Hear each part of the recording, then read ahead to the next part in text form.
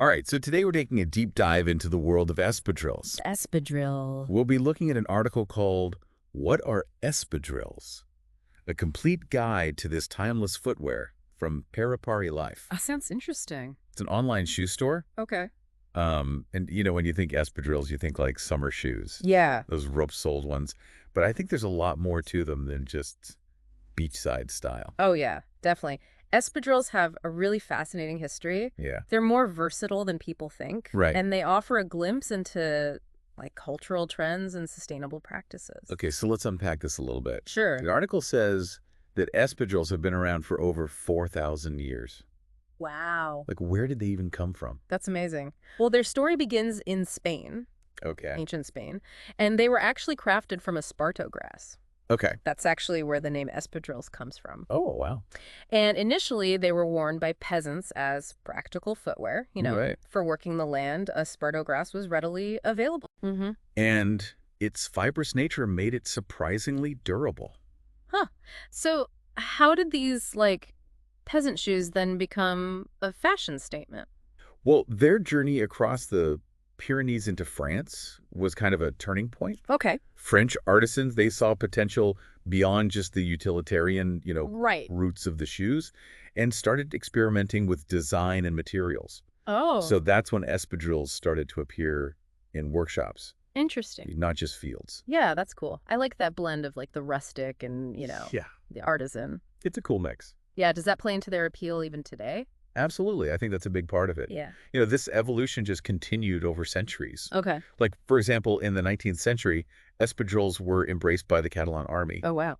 which, further kind of solidified their practicality and their durability. I never really thought of them as military footwear. Yeah, it's not the first thing that comes to mind, No. but it speaks to, how resilient and adaptable they are. And then in the 20th century, they really hit the high fashion scene. Oh, God. Designers like Yves Saint Laurent, they start incorporating them into their collections. Wow. And all of a sudden, espadrilles were on runways and magazine covers. That's wild. From peasant fields to Paris runways. That's quite a journey. Yeah.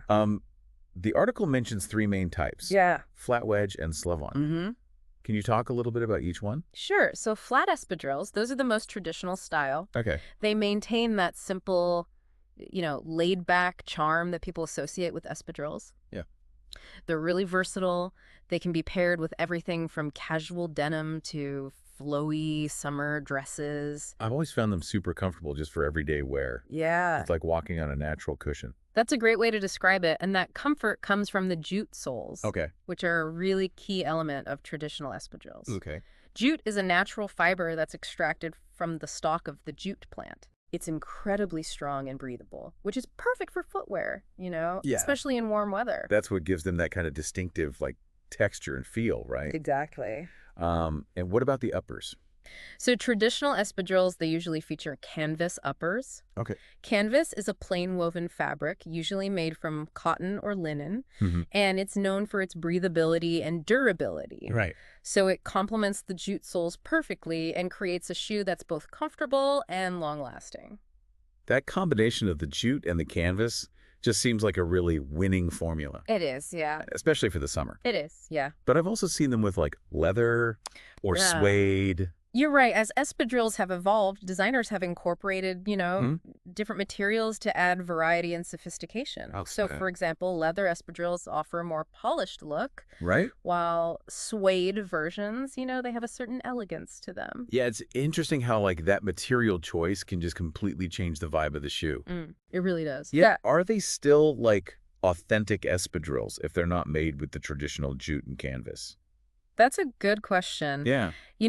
While purists might argue that true espadrilles have to adhere to the, Yeah. traditional construction, the modern interpretation allows for, Okay. variations in materials. Okay.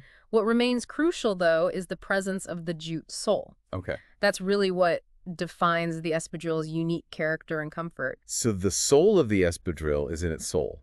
I like that. I like that too. Yeah. But how can you tell if you're getting a genuine pair Right. versus a cheap imitation? Okay, so there are a few key things to look for. Okay. First, examine the sole closely. It should be made of real jute, not synthetic materials that are trying to Okay. mimic the look. You'll notice the characteristic texture and braided patterns of genuine jute. So no rubber soles masquerading as jute. Exactly. Got it. Okay. Second, you want to pay attention to the stitching. In authentic espadrilles, the upper is stitched directly to the jute sole. Okay. It creates a secure and durable bond. You should be able to see the stitching clearly. It's a sign of, Wow. quality craftsmanship. So sloppy stitching is a red flag. It is, yeah. It indicates a lack of attention to detail and could compromise the shoe's longevity. Right. Okay. And finally. Finally, consider the materials of the upper. Okay. While there's more flexibility now with modern espadrilles, Right. look for high-quality canvas leather or suede. Got it. The material should feel natural, not stiff or plasticky.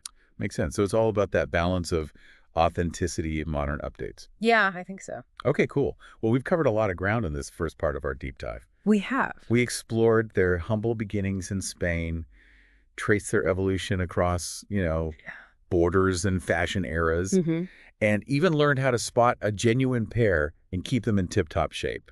Exactly. What's so fascinating to me is that despite their simple design, they've become like a cultural icon reflecting changing trends and lifestyles. It really is interesting. I think that's what I find so intriguing about them. They're more than just a shoe. They are. They're a window into history, fashion, and even sustainability. Right. But we'll delve deeper into that in the next part of our deep dive. Welcome back to our deep dive into espadrilles. Yeah, last time we were exploring their history and, materials and craftsmanship. Right, and now I'm kind of curious about something you mentioned earlier about espadrilles as like a cultural icon. Right. What did you mean by that? It's really fascinating how they've kind of transcended their, practical origins and become intertwined with all these different cultural movements and lifestyles. Yeah, for me, they kind of have this relaxed bohemian style to them, like something you'd wear on like a Mediterranean vacation. Yeah, that's definitely a common association, and it's not entirely inaccurate. Yeah. They've long been linked to this carefree, summery vibe, Yeah. especially in coastal regions. They just seem synonymous with like leisurely strolls along the French Riviera. Exactly. Yeah. Right. Sunshine travel, a connection to nature. Okay. But you mentioned that their cultural significance goes beyond just vacation wear. Yeah. What else comes to mind? Well, think about the 1950s and 60s. Okay. Espadrilles were adopted by artists, writers, intellectuals. Yeah. It became kind of a symbol of creativity and nonconformity. I could see that they have that artistic flair, especially the ones that are really handcrafted. Exactly. Yeah. They kind of represented this rejection of mass production Okay. and this embrace of individual expression. It's like wearing a piece of art on your feet. Yeah, and that connection to traditional craftsmanship really adds to that sentiment. So they went from practical footwear to like a symbol of counterculture. Yeah, it's interesting, right? Yeah, and what's even more interesting is that today they're associated with sustainability and ethical fashion. Yeah, that's a big part of their appeal today. Yeah. As consumers are becoming more environmentally conscious, Right. espadrilles offer this stylish and eco-friendly alternative. Well, it makes sense because they're made from natural biodegradable materials. Exactly. Jute and cotton are renewable resources. Yeah. And their production, typically has a much lower environmental impact than synthetic materials. So wearing espadrilles can be a way to kind of align your fashion choices with your values. I think so. Cool. It's like a reminder that fashion can be both stylish and responsible. Definitely. We've talked about how versatile they are, but I'm curious about the comfort level. You've mentioned owning many pairs. Yeah. I'm a big fan. What do you think makes them so comfortable? I think it's that perfect balance of support and flexibility. Okay. The jute soles, they provide a natural cushioning. Yeah. It's almost like walking on a soft mat. And the canvas uppers allow your feet to breathe, which is really important, especially in the warmer month. It keeps my feet from getting all sweaty and constricted. Right. So I'm a big fan. It sounds like they're ideal for all sorts of activities, from running errands to strolling through a museum. Pretty much. I mean, Yeah. the beauty of espadrilles is that they can be dressed up or down. Right. I've worn them with everything from, shorts and jeans to sundresses and skirts. Yeah. That versatility is definitely a big part of their appeal. Yeah. There's a style of espadrille out there for pretty much every occasion. And they come in so many different colors and patterns. You can really express your personal style. You can, yeah, from classic neutrals to really bold prints, Yeah. There's something for everyone. It's kind of amazing how such a simple shoe can offer so much variety. It's the magic of espadrilles. Yeah. They manage to stay timeless while also adapting to these ever-changing trends. And because of their, growing popularity, it Hmm. seems like there's a constant stream of new designs and variations. Yeah, definitely. Yeah. Designers are experimenting with different materials, embellishments, Yeah. even heel heights. I see some with, intricate embroidery and woven Oh, details, yeah. even, platform wedges. It's really exciting to see how they're being reimagined, for the modern wardrobe. Yeah, it's like they've taken this classic concept and infused it with, fresh energy. Yeah, that's a good way to put it. So from their humble beginnings to their status as a cultural icon, espadrilles have come a long way. They have. It's really quite a journey. It is, and their journey kind of speaks to their versatility and their comfort and their enduring appeal. For sure. Now I think it's time to take a step back Yeah. and look at the bigger picture. Okay. What does the future hold for these timeless shoes? So we've covered a lot in our espadrille deep dive. We have from their ancient origins to their modern day cultural significance. Their construction versatility, even their connection to sustainability. It's been quite a journey. But now I want to look ahead. Yeah. What about the future?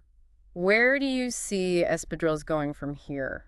Well, what's so fascinating to me is that espadrilles have always managed to reinvent themselves, but stay true to their heritage. They've adapted to changing trends and lifestyles without, losing their essential character. Yeah, and I think that adaptability is key to their success.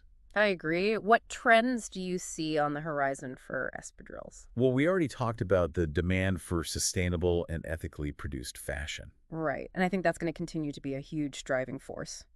Yeah, consumers are just more discerning about their choices these days. They are. They want style and responsibility. Exactly. And espadrilles with their natural materials and traditional craftsmanship, Yeah, they're in a great position to meet that demand. totally beyond sustainability. Yeah. I also see a lot of innovation in terms of design and materials. Yeah, we talked about the leather and suede espadrilles, but I think we're going to see even more experimentation with different textures and colors.